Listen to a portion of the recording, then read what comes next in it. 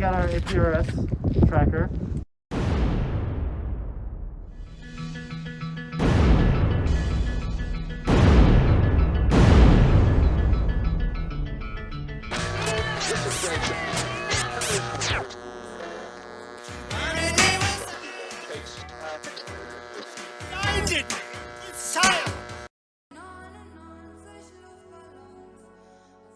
They're requesting communication, sir. Let them eat static.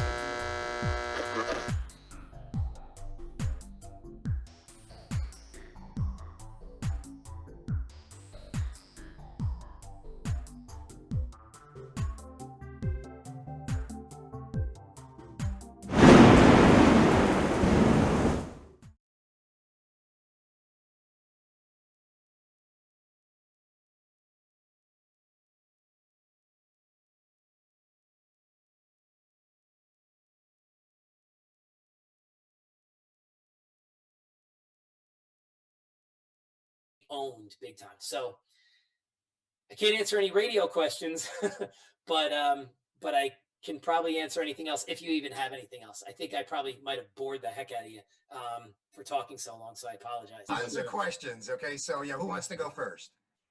I got a question. Well, you could upgrade to general, and then you'd be able to get it on HF bands where you'd always be able to pick one that's got propagation.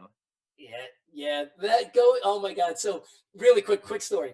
So these guys we had this idea right before our Christmas break that we had, and then I'm thinking to myself, I told my wife, I'm like, oh man, if my students really want to do this, I got to get my license. I don't want one of them to get their license yet. They could if they wanted to, but I needed to get a license because if I'm going to do this project ever again, I need my license. Then I look at all the test availability, right? And I'm like, oh my God, there's a test coming up in a week. I spent the first 3 days cramming for the exam. I'm still stressed out from it. I studied for that thing more than I studied for organic chemistry in college. But man, going for another level might happen, but it was kind of traumatic for a little while. So I'm gonna wait on that and maybe eventually move up the food chain. Bobby, I think you had a question, ISE? Yeah. So, well, I mentioned like the possibility of upgrading license. Like, well, if you go through the question pool and just look at the correct answers, sometimes you'll remember that when you see it on the test. That versus like you won't recognize the wrong answers. You're right. It's always like a trick to do. Yep. I remember from chem class, I guess PV equals NRT. Oh yeah. All right. Good work. Yeah. Like I don't remember what it was called, but I remember that's ideal gas law. Yeah. Other questions? Thank you. A wonderful presentation. Thanks very much. What was the significance of the 2,000 meters? So the way that this was, it's a great question that I could only answer a little bit, but I can answer it a little bit. So what I did, it wouldn't communicate with any towers in the area until it was 2,000 meters high. So I thought that I got close enough to, is it a digipeater? I thought I got close enough to one to experiment with this device to see if it would communicate, and it just would not communicate. We even flew this payload. We even flew it from a drone. I had a drone go 1,000 feet with this payload tied to the bottom just to see if I could get it to communicate with a tower nearby, and it wouldn't communicate. And so Bill Brown kept reiterating, I didn't get a great explanation, but he said, it will not communicate effectively until it's 2,000 meters high. And so what we were able to get, and this, you asked a great question, what we were able to get was we knew it was sending packets because I bought my radio, my Baofeng radio, right? My handheld, and I put it to the frequency. It's right 144.390. And once I took my painter's lights, right, which are extreme, if you know, right, painter's lights are really strong. I took my painter's lights and I shined them on there. I left my radio on, and after about 5 minutes, I'm getting packets like crazy. I didn't know what the heck those packets were, but I knew his devices were working properly, and that's the only way that I knew. And then finally, on the day of the launch, we were getting packets like crazy because we were out in the sun. So we were getting, packets on my little handheld, but we had no idea. They weren't communicating with radio towers, just communicating with my device. AC2ZU. Yeah, I think he answered the question. I wanted to know the frequency of the transmitters. So that's 144. Yeah, 2 meters? 144390, and then 15 seconds later it goes to 144. It transmits another one at 340. Then when it goes over to Europe, it automatically changes over to European and then Chinese and Japanese frequencies. What are they? Are they different than? Yeah, those they might be 148. I'm not sure what they are, but it changes over, and that's why this device is just amazing that he created. It's just amazing. Somebody mentioned notifying the FAA. The reason we didn't is, as what Patrick mentioned, when you build something that's so flimsy like this, you don't need to. If it's over 4 pounds, you need to let them know, and you need to call all airports in the area. So Patrick was correct, because this was going to be flying at an altitude higher than most airplanes, but not all, then we didn't have to, but also because the integrity of this is so weak that it would get annihilated. So then that's the reason we didn't have to. I wonder what happens, like if you happen to overfly North Korea. It goes over Yemen and North Korea. It goes completely black, and that's it. You won't hear from it at all. Back to Steve, okay? That'll be 2JC. Jim, go ahead. Yeah, I went to the website to see the tracking, and I noticed that the last update was on 310, and I noticed your slide was exactly the same time. Have you lost communication or what? Yeah. And the other comment I want to make is you are an absolutely amazing, fantastic teacher. Thanks. I just got the chills again, second time in one night. I did. I really appreciate. I love what I do. So, and I'm working with. And look at this. Like, I'm working with these guys like Patrick here. You know what I mean? Like, who are just rock star human beings. I just wrote his recommendation for Eagle Scout, and it was the easiest recommendation I wrote in my life. But thank you. I really appreciate it. I really do. So we often lose communication with our devices. The one we lost communication with 12 days ago, that's not looking good. That's not looking good. You know, maybe it got somehow trapped in the polar vortex and it's, up. I doubt it, but that has happened. In this case, I'm very optimistic that this particular balloon that you were looking at, I'm very optimistic that one still exists. They will go dark for days based on timing, right? So that you need daylight and civilization, right? You need both. And if you don't get them both at the same time, then that's it, right? So at one point, again, we were going over Africa and it would have been the middle of the day. We couldn't hear from it because it was over Africa. It was the middle of the day and there was no communication possible.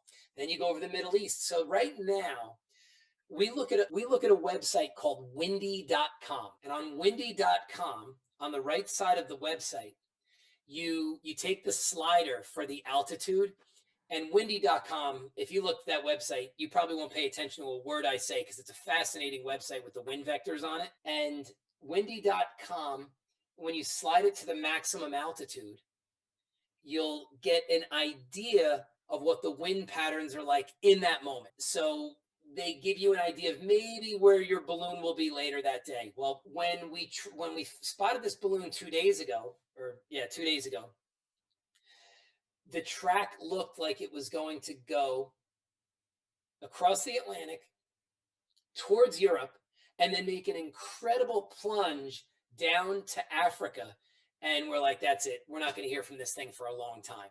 So we're hoping beyond hope that it still is up there.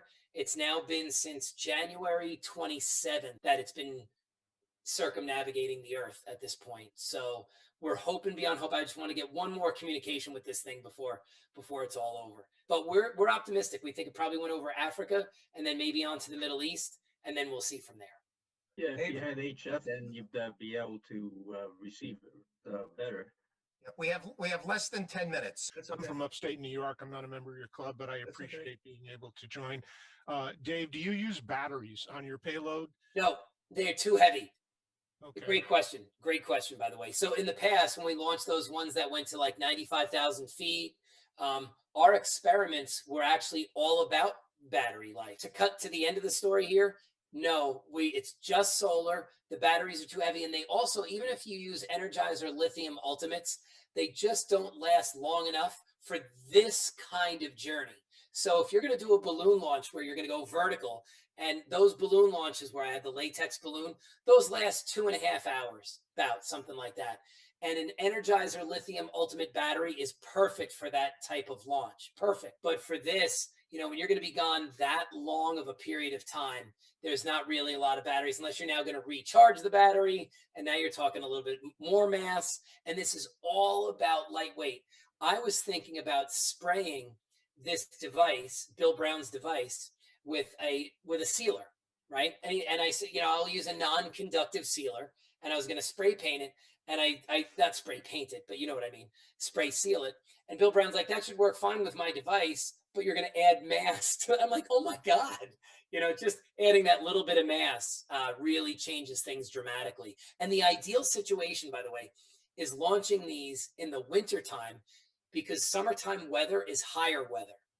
And I'm sure all of you know well about weather with what you're doing, but the summertime weather goes higher.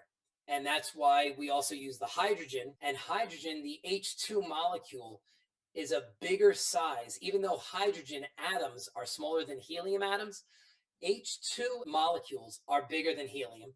So the two won't make it through the balloon.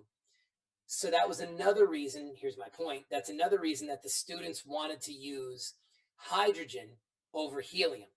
The other reason to use hydrogen over helium is that we were going to get about 5,000 more feet of lift while it's traveling. And these students really asked for hydrogen because they're like, look, we'll be safe, we'll be careful. We want to get above the weather as much as possible. So you could definitely do this with helium and have a ton of success. But it was their call, and I trusted them with it. So Last question, Tom, okay? Yeah, okay. Dave, what led you specifically to using APRS? Was it I got to be honest how with you, did the research bring you there? that was all, that decision was pretty much, I don't want to say made for us, but the information led us to that. And what I mean by that is, once we found two things, there's a company that we used to buy our ballooning supplies from called High Altitude Science. And they sell an APRS tracker.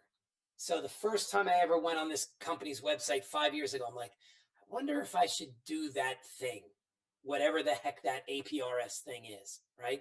I'm like, oh, I got to get a license, you know, and I'm like, I'm not doing that. So I kind of kept putting it on the back burner. Then when we found this, and I am the one who found this Pico balloon, like this high pressure balloon. And once I found that, and then I gave it to the students and said, guys, do you really need me to get this? Like, is this something that you want to do? And they're like, yeah, we're all over this. I then realized that the only way that this project could become at all a success is if I went and got my license and went with APRS, because this project cannot be done by anyone else. You know, you can't buy, you know, I used to be buying those, the GPS trackers for hiking and hunting, right? The spot tracker. People could buy those, but that's not going to last, you know, a month and a half going around the earth. So, and it's too heavy. Those are way too heavy. So that's really, we were kind of funneled to APRS because of the bold decisions that this class wanted to make. If I were you guys though, man, if I could do Whisper, oh, that would be awesome. And even if you're not, if you just have your general, you can buy the device from Bill. He then takes your call sign and sends it to you. And next thing you know, you don't even need any radio equipment. All you need is a website to track it. So you don't even need to be an expert by any means.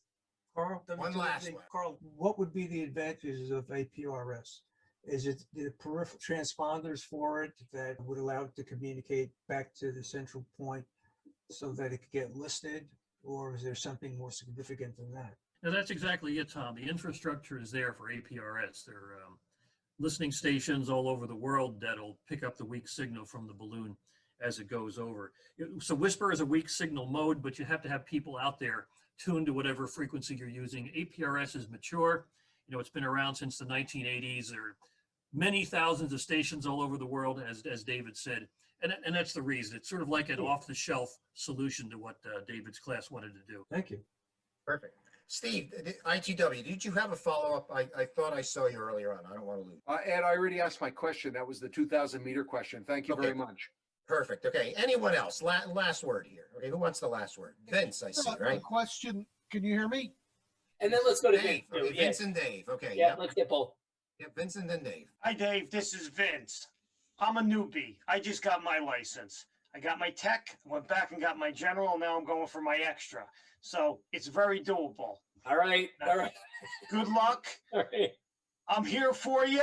All right. Thank I you. know all about you being stressed. I thought I would in for my general that I didn't think I was gonna pass, and I passed, you know, I was like, oh, wow. So thank you for what you're doing.